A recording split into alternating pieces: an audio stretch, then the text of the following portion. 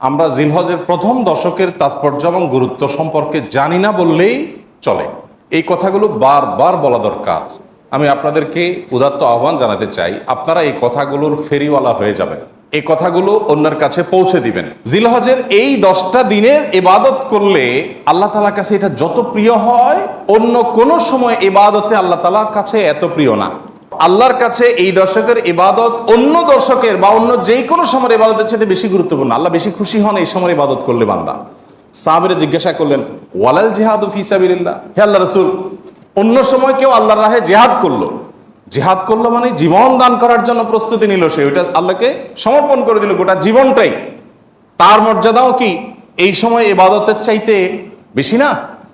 তখন নবী সাল্লাল্লাহু আলাইহি ওয়াসাল্লাম বললেন, না, ওয়ালাল জিহাদু ফি সাবিলিল্লাহ, অন্য সময় জিহাদ করলেও এই সময় ইবাদতের সমান হয় না। তবে যদি অন্য সময় কেউ জিহাদে যে তার জীবন তার সম্পদ যা নিয়ে গেছে সব বিলীন করে উৎসর্গ করে দেয় আল্লাহকে খুশি করার জন্য, তার মর্যাদা সবকিছুর ঊর্ধ্বে, সেই মুজাহিদের কথা ভিন্ন। বাকি সাধারণ জিহাদের চাইতেও এই দশকের ইবাদতের মর্যাদা আল্লাহর কাছে অনেক বেশি। ভাইরা আমার, আমি খুব আকুতি করি সব জায়গায় সব সময় যে এই দশকের ইবাদত আমরা সাবকন্টিনেন্টের মানুষ আমরা জানি না। আমাদের মানুষকে জানাতে হবে, জানাবার জন্য কিছু কাজ করতে হবে। সাহাবীদের কেউ কেউ এই দশক শুরু হলে এই দশকের 10টা স্পেশাল আমল আছে, এই আমলগুলো করবার জন্য কেউ কেউ বাজারে চলে যেতেন, উদ্দেশ্য অন্যদেরকে জানানো। তো সেই দশকের আমলগুলো আমরা করবো তো ইনশাআল্লাহ। আমি সংক্ষেপে বলছি আমলগুলো কি কি। নাম্বার 1, আল্লাহকে বেশি বেশি স্মরণ করা, জিকির করা। আল্লাহ সুবহানাহু ওয়া তাআলা কোরআনে কারীমে বলেছেন, উযকুরুল্লাহ ফি আইয়ামিন মা'দুদাত, নির্দিষ্ট দিনগুলোতে তোমরা আল্লাহর জিকির করো, বেশি বেশি স্মরণ করো, আল্লাহর স্মরণটা বেশি বেশি হবে। এখন স্মার্টফোন এটার এঙ্গেজমেন্ট আমাদেরকে আল্লাহর স্মরণ তো পরের কথা, দুনিয়ার অন্য কোনো কিছু স্মরণ করতে দেয় না। এজন্য এটা নিয়ন্ত্রণ করা ছাড়া মানুষ কখনো মুত্তাকি হওয়ার কোনো সুযোগ নাই। নেক্সট সূরাতে শয়তান আসে যে আমি তো ওয়াজ শুনি মোবাইলে, নেক্সট সূরাতে শয়তান আসে আমি তো কোরআন তেলাওয়াত শুনি। আরে ভাই, ওয়াজ শুনেন আর কোরআন তেলাওয়াত শুনেন, প্রত্যেকটা জিনিস একটা লিমিটেশন আছে। ফরজ নামাজ চলে যাচ্ছে, আপনি মোবাইলে কোরআন তেলাওয়াত শুনতেছেন, সওয়াব হবে না গুনাহ হবে? আপনি ওয়াজ শোনার নাম দিয়া আজে বাজে জিনিসও দেখছেন, চান্সে এসে যাচ্ছে চোখের সামনে, ক্লিক করে দেখে ফেলছেন, তাহলে আপনার জন্য এই মোবাইল টিপাই জায়েজ নাই, কারণ আপনি নিয়ন্ত্রণ করতে পারেন না। ভাইরা আমার, এই দশকে আল্লাহর স্মরণ যেন হয়, সেজন্য অন্য সময়ের মতো বিশেষভাবে স্মার্টফোনের নিয়ন্ত্রণ খুব বেশি জরুরি, খুব বেশি জরুরি। আল্লাহ আমাদেরকে তৌফিক দান করুন। আল্লাহর স্মরণ কিভাবে করবেন? যত প্রকার জিকির আছে সেগুলো করবেন, কোরআন তেলাওয়াত, সকাল সন্ধ্যার জিকির, উঠতে বসতে জিকির, দোয়া, সেগুলো পড়বেন বেশি বেশি। আর স্পেশালি বিশেষভাবে একাকী বসে চিন্তা করবেন, আল্লাহ তাআলা আমাকে সৃষ্টি করেছেন, কত মানুষ আছে যা আমার মতো নেয়ামত পান নাই, আল্লাহ তাআলা আমাদেরকে কত নেয়ামত দিয়ে রেখেছেন।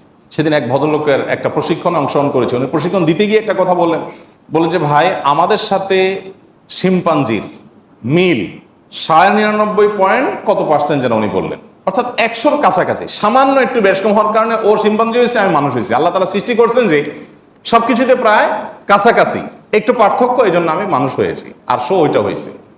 এই যে পার্থক্যটুকু, এই সামান্য পার্থক্যটুকু যদি একটু হেরফের হয়ে যায়, মানে 0.1% বা তারও অর্ধেকও যদি হেরফের হয়, তখন একটা মানুষ বিকলাঙ্গ হয়ে, প্রতিবন্ধী হয়ে জন্ম নেয়। সবই ঠিক আছে, শুধু ওইটুকু একটু বেশ কম। আল্লাহ তাআলা কত পারফেকশন এনেছেন আমার মধ্যে, কত পারফেক্ট আমাকে বানিয়েছেন। আল্লাহর নেয়ামত নিয়ে চিন্তা ভাবনা করে, এটা আল্লাহর স্মরণের অংশ। সেদিন এক ডক্টরের কাছে গেলাম, প্রফেসর, সিনিয়র মানুষ, তিনি দীর্ঘ সময় আমাকে বোঝাতে লাগলেন বিভিন্ন বিষয়, আল্লাহ কিভাবে আমাদেরকে সৃষ্টি করেছেন। আমি তো সায়েন্সের ছাত্র না, মুগ্ধ হয়ে গেলাম শুনে, সুবহানাল্লাহ, কিভাবে সম্ভব? আমরা যে খাবার গ্রহণ করি সেগুলা কতগুলো ধাপে মল হয়ে, মূত্র হয়ে আমাদের শরীর থেকে বের হয়, তার আগের ধাপগুলো কি, কিভাবে এগুলো আল্লাহ রাব্বুল আলামিন এইভাবে সেট করলেন। এটা এইভাবে কাকতালীয়ভাবে হতে পারে না কোনো পরিকল্পনা ছাড়া। মলদার সম্পর্কে বললেন যে মলদার নিচে, এখানে আল্লাহ পিঠে দিয়ে দিতেন, বুকে দিয়ে দিতেন, তাহলে আপনি কিভাবে আপনার শরীরের আবর্জনাগুলো বের করতেন? কত কঠিন হতো। পারফেক্ট জায়গা আল্লাহ সেট করেছেন। আবার সেটাকে এমনভাবে আল্লাহ তাআলা তৈরি করেছেন যে মলমূত্র এমনিতে বের হয়ে যায় না, ওটা বন্ধ থাকে। আবার যাতে বের হওয়া সহজ হয় তার জন্য পানি যতটুকু প্রয়োজন মলের সাথে ততটুকু দেওয়া হয়, আঠালো পদার্থ তৈরি হওয়ার ব্যবস্থা করা হয়, না হলে এটা ছিঁড়ে যাবে, ফেটে যাবে। মানে কত কিছু যে আছে। প্রায় 2.5 ঘন্টা, আমি একটা রোগী, আমাকে উনি 2.5 ঘন্টা সময় দিলেন। অবশ্য রাতে অন্য রোগী ছিল না, কেউ, সব শেষ রোগী ছিলাম আমি। 2.5 ঘন্টা উনি আমাকে বোঝালেন এবং আমি মুগ্ধ হয়ে গেলাম, সব ভুলে গেছি আমি কাজ কাম বাদ দিয়ে। সুবহানাল্লাহ। বললেন যে ভাই, আল্লাহ তাআলা কি নিয়ামত আপনার ভিতর দিয়ে রাখছে, আপনি এটা বুঝেন তো আপনার কপাল সিজদায় অবনত এমনিতেই হয়ে যাবে। তো আল্লাহর স্মরণের অংশ হিসাবে এগুলো, যে আল্লাহর কুদরত নিয়ে চিন্তা করা। আর সব বাদ দেন, আল্লাহ আমাকে হাত পা সুস্থ রেখেছেন, কত মানুষ অসুস্থ। সাধারণ নেকামলগুলো বেশি বেশি করবেন। সাধারণ নেকামল যেমন কোরআন তেলাওয়াত করা, দান সাদাকা করা, নফল রোজা রাখা, তাসবিহ তিলাওয়াত করা, ভালো কথা বলা, সৎ কাজের আদেশ দেওয়া, অসৎ কাজ থেকে বাধা প্রদান করা, এই রুটিন ভালো কাজগুলো, নরমাল ভালো কাজগুলো পরিমাণে বেশি বেশি বেশি বেশি করতে থাকে। 3 নম্বর আমল হলো গুনাহের কাজ এই 10 দিন অন্তত অন্য সময়ের চাইতে একটু হলেও কমাবার চেষ্টা করবেন, গুনাহের লাগামটা ধরার চেষ্টা করবেন। কারণ এই দশক মর্যাদার দশক, এই দশক আমলের দশক। অতএব এই টাইমে গুনাহ করলে অন্য টাইমে গুনাহের চাইতে বেশি ভয়াবহ হবে, এটা কমাবেন। তাহলে তাকবীর তাহমিদ তাহলিল জোরে পড়বেন। আমি প্রতি বছর আপনাদেরকে এই কথা শুনাই, এবছরও বলি। সেটা হলো মিডল ইস্টের বিভিন্ন দেশে দেখা যায়, বিশেষ করে সৌদি আরবে, সামাজিক সৌন্দর্য। বিভিন্ন গলিতে যখন ঢুকবেন জিলহজের এই 10 দিন, আপনি দেখবেন তাদের গেইটের ওখানে ছোট্ট একটা ওই যে ব্লুটুথ ডিভাইস লাগানো আছে, এখানে সারাক্ষণ তাকবীর সুমধুর কণ্ঠে চলছে, আল্লাহু আকবার, আল্লাহু আকবার, লা ইলাহা ইল্লাল্লাহ, আল্লাহু আকবার, আল্লাহু আকবার, লিল্লাহিল হামদ। অথবা অন্য তাকবীর চলছে, আল্লাহু আকবার কাবীরা ওয়াল হামদুলিল্লাহি কাসীরা ওয়া সুবহানাল্লাহি ওয়া বিহামদিহি বুকরাতাও ওয়া আসীলা। সব জায়গায়, দোকানে যাবেন, মার্কেটে যাবেন, এখন আস্তে আস্তে সৌদি আরব থেকে এগুলো হারিয়ে যাচ্ছে, দুঃখজনক, কিন্তু ছিল এগুলো। এবং এখনো অনেক জায়গায় আছে যে দোকানদার ওই মৃদু কণ্ঠে এটা চালায় রাখছেন। আর আমাদের ঈদুল আজহা আসছে, এখন জাগানাকা গানের ছোটে আপনি হাঁটতে পারবেন না কোথাও। গরুর বাজার, ছাগলের হাট, গান চলে। এখানে আমি যখন ভূমিপলে ছিলাম, এইখানে যে বাজার হয়, আমি যাই থামাইছি 2 দিন, যাই সেখানে কমিটির লোকদেরকে ধরলাম, ভাই ঈদুল আজহা একটা ধর্মীয় দিবস, কাজটা ধর্মীয়, আর সেখানে আপনি জাগানাকা গান লাগায়া গরু বেচতেছেন, ছাগল বেচতেছেন।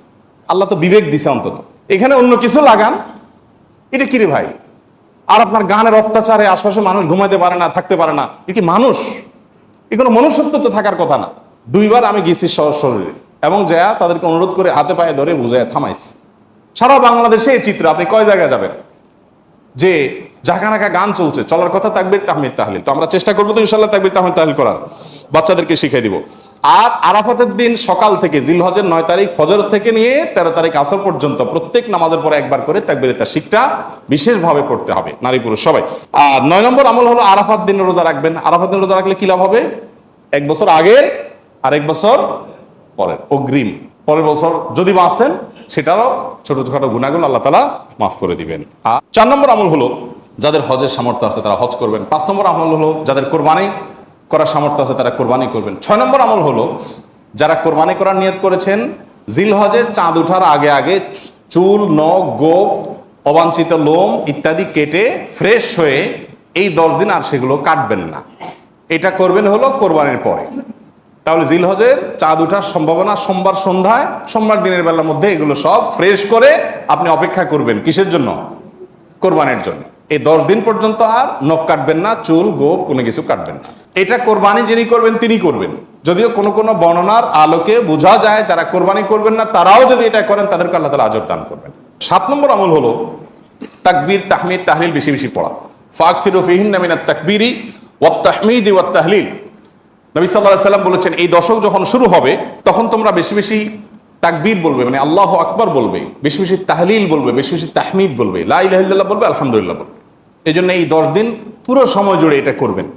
ওই যে বলছিলাম শুরুতে সাহাবীর কথা, একজন সাহাবী এই দশক শুরু হলে বাজারে যেতেন, শুধু কি জন্য?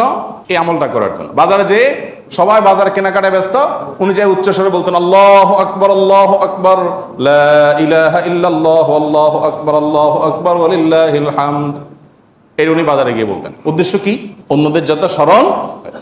এখন আপনি ভূমিপল্লিতে কয়েকটা দোকান আছে অথবা চিটাগাঙ্গে বাজার আছে, আপনি বাজারে যায়া সবাই কেনাকাটা খুব সিরিয়াস মুডে আছে, আপনি যাই যদি সেখানে জোরে জোরে বলেন আল্লাহু আকবার, আল্লাহু আকবার, লা ইলাহা ইল্লাল্লাহ, আল্লাহু আকবার, আল্লাহু আকবার, ওয়া লিল্লাহিল হামদ, কি হবে দৃশ্যটা বলেন তো? এটা আপনি যদি বলেন সবার মধ্যে, অনেক লোক বাজারে, মাঝ বাজারে জমজমাট, আপনি যাই জোরে জোরে এটা বললেন, কি করবে সবাই?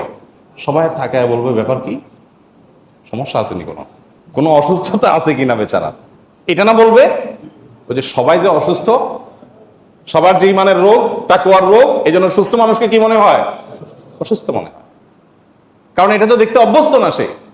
আমি এই জন্য বলি ভাই, এই সুন্নতটা ওই সাহাবীর সুন্নাত জিন্দার নিয়তে একটু দোকানে যায়, যা সবাই চা খাচ্ছে একটু একটু চিৎকার করে বলার দরকার, একটু জোরে বলেন যাতে তারা শুনে। যদি দেখেন যে তারা অন্যভাবে তাকাচ্ছে, বুঝতেছে না, পিঠে হাত দিয়ে সুন্দর করে একটা মুচকি হাসি দিয়ে বলেন, ভাই এই দর্শকে বেশি বেশি তাকবীর পড়তে হয়, তো এই জন্য আমি একটু জোরে বললাম যাতে আপনার স্মরণ হয়। ব্যাস। দেখবেন সেখান থেকে অনেকের বিবেক খুলে গেছে, উনি পড়বে ইনশাআল্লাহ। চেষ্টা করা যাবে তো ইনশাআল্লাহ। আর 10 নম্বর আমল হলো ঈদুল আজহার সকল সুন্নাতগুলো আদায় করবেন। চেষ্টা করবো তো আমরা ইনশাআল্লাহ। আল্লাহ আমাদের সবাইকে আমলের তৌফিক দান করুন।